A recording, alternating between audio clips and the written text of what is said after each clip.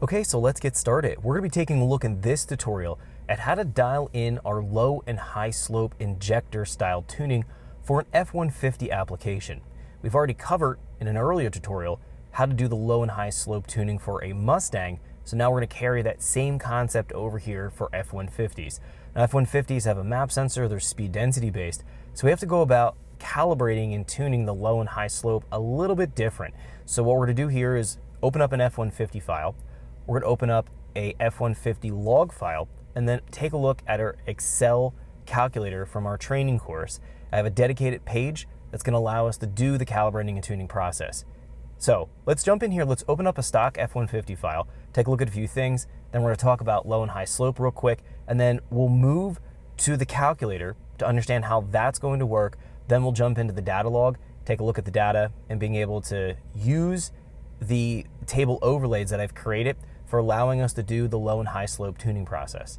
Okay, so let's jump in here. We're going to go to File, we're going to go to Open, and let's go here to the desktop. Let's go to our HBT Gen 3 Coyote Course folder, and we're going to move up here to the Sample Calibration File subfolder. And then up top here, I have a 2018 F150 stock file. This will be a good reference for this tutorial.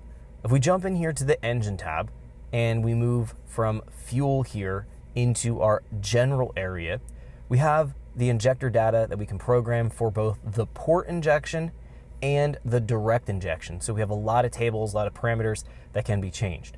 Now, we've talked about what the port injection represents in terms of the flow rate, in terms of our breakpoint multiplier and the breakpoint and the multipliers, as well as the offset tables. So we know all of this fits together in the air mass model to convert an air mass into a fuel mass.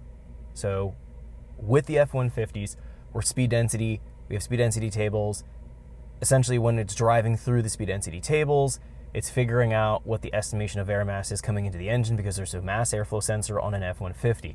If we know the air mass, the estimation of air mass, and we know the target air fuel, which is known from what the desired lambda or commanded EQ is going to be multiplied by the STOICH AFR right here, so we can figure out what that target air fuel is going to be.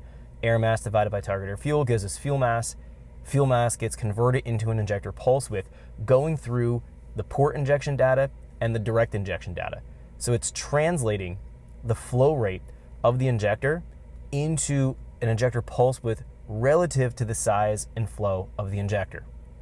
Now, when we install different injectors, so injectors other than stock, we'll find that a lot of times when we put the injector data into the file here, short of using something like a Ford Racing injector data that usually is going to be pretty much spot on, but if we're putting another aftermarket set of injectors, we're going to find that the fuel trims are likely to be off because the injector data is never quite right.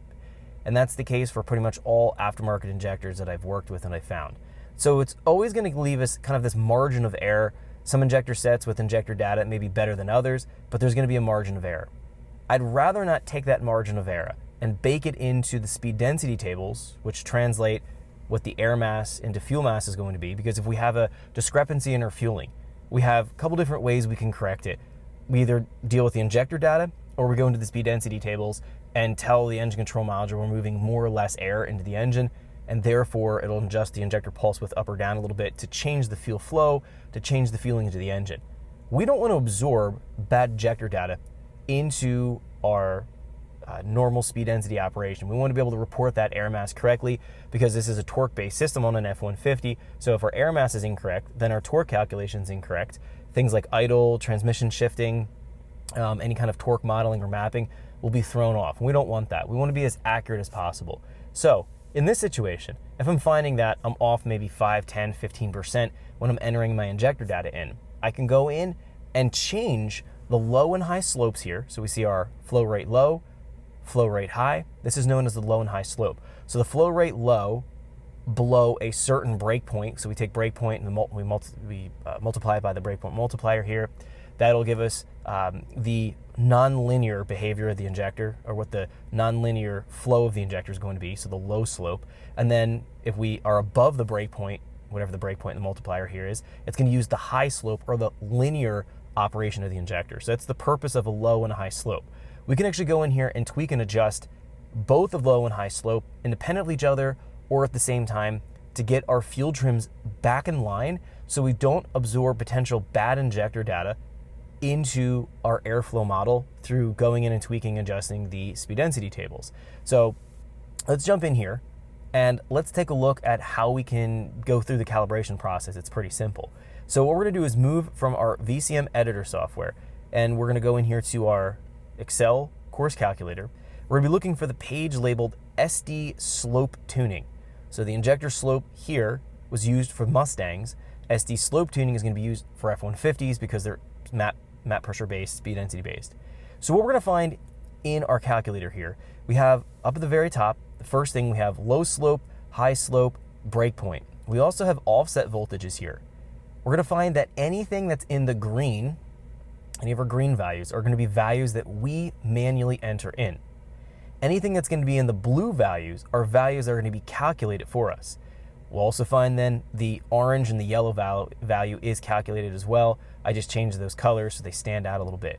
We're actually gonna be using this value right here, this yellow value, as a reference point in the VCM scanner for a filter function. This will make a little bit more sense as we move through here. Thanks for checking out our teaser clip. If you want to see the rest of this video and more than 500 hours of current EFI training we have to offer, make sure you click right here. If you want to go and check out more teaser clips from this training course, click here, and you don't want to miss any of the videos we're going to be releasing on this channel, so make sure you subscribe and click here. Thanks for watching, and I'll see you guys later.